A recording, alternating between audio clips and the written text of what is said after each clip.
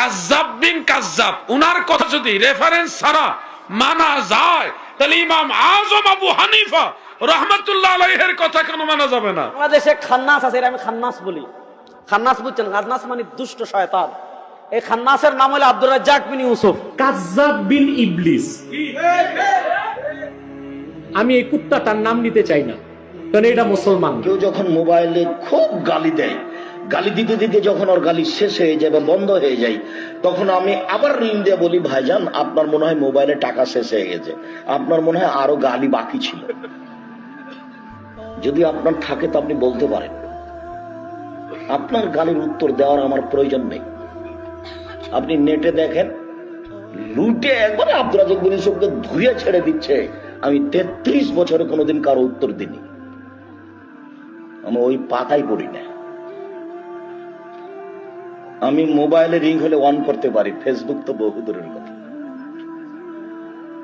YouTube তো বহু দূরের কথা, রিং হলে শুধু অন করতে পারি, ওই পাতা আমি পড়ি না, ওটা আমার প্রয়োজন নেই। চেয়ারম্যান সাহেবের আমি শুকরিয়া আদায় করি, চেয়ারম্যান সাহেব আমাকে পরামর্শ দিতে এসেছেন। এই প্রোগ্রামে অনেক ঝামেলা ঝুঁকি, তো বলছেন ভাই দেখেন দেশের অবস্থা, এমন কথা বললেন না যাতে ঝামেলা হবে। চেয়ারম্যান সাহেব ভালো বলেছেন, পরামর্শ থাকা ভালো।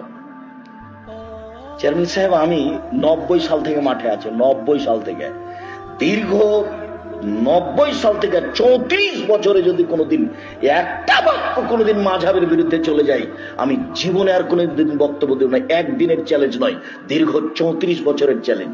শত শত বক্তব্য ইউটিউবে আছে, শত শত 1500 বক্তব্য আছে প্রায় আপনার এতে পিস টিভিতে।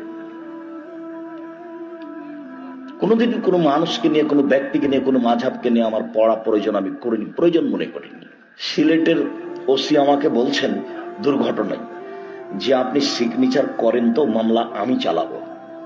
তা আমি বলছি ওসি সাহেব, দুর্ঘটনা ঘটেছে ঘটেছে, আমি যদি মামলা করি তাহলে আমি লড়ছি, আর যদি আল্লাহ এর বিচার করে তাহলে আল্লাহ লড়বেন, তো আমারটা আর তারটা কি সমান হবে?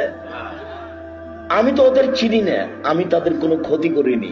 আমার জমির পাশে তার জমি নয়, আমার বাড়ির পাশে তার বাড়ি নয়, আমার দোকানের পাশে তার দোকান নয়, আমি তার সাথে কোনোদিন দু কথা করিনি, দু কথা হয়নি।